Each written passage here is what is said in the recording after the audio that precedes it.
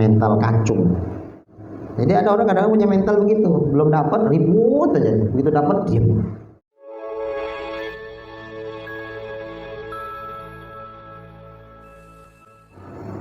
Jadi tomak itu akan membuat dahan-dahan kehinaan menjadi berkembang. Ibaratnya apa ini? Penyubur nih, tomak tuh menyuburkan kehinaan. Orang kalau tomak hinanya belasan. Bahkan orang tomak rela dia dihinakan, rela dia dihitam putihkan.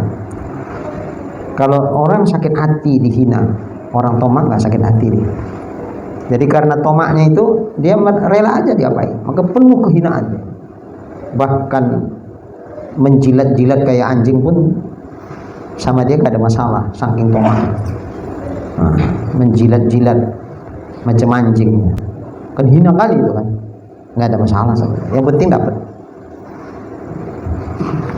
Maka tamak ini berbahaya sekali. Tomak itu ke manusia, harap dia ke manusia, tidak ada sedikit pun harapnya kepada Allah. Nah itu tamak, ta'alluqnya kepada manusia.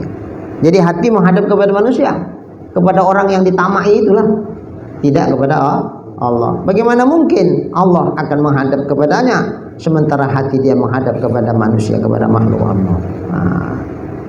Allah udah gampang itu, apa pula aku takutkan? Nanti kalau kayak ini kan ada si anu, gitu.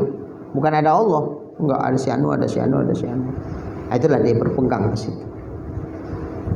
Dibilang juga lah Allahus Samad, Allah tempat meminta, Allah tempat berhajat, Allah tempat, tapi ternyata hati dia menghajatkan dirinya bukan kepada Allah, kepada makhluk. Marah Allah nanti. Nah, marah Allah. Oh, nak pindah Tuhan dia rupanya. Ya udahlah, nggak apa-apa.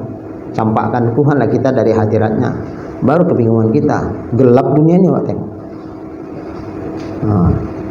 Gelap dunia ini, baru kebingungan, kering hati, gersang hati itu.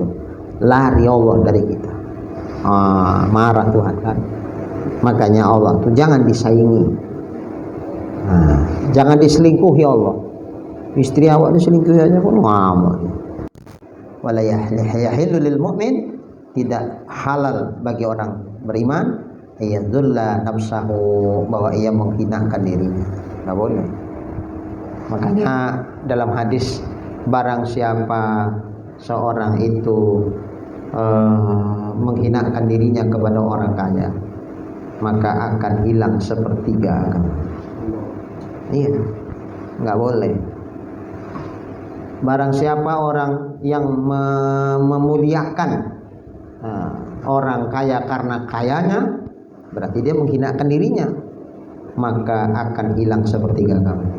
Artinya apa? Allah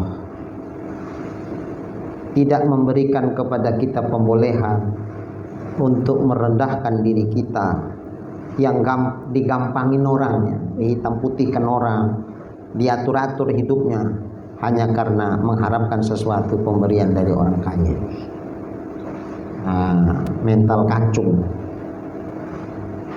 mentalnya kumaha juragan wae, asal perut kenyang, bisa tidur nyenyak dan nyaman, duit ada di kantong, apapun dibikin dia sami'na wa ata'na.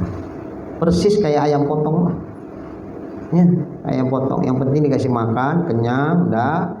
Habis itu nanti ujungnya dipotong pun disembelih nggak apa-apa.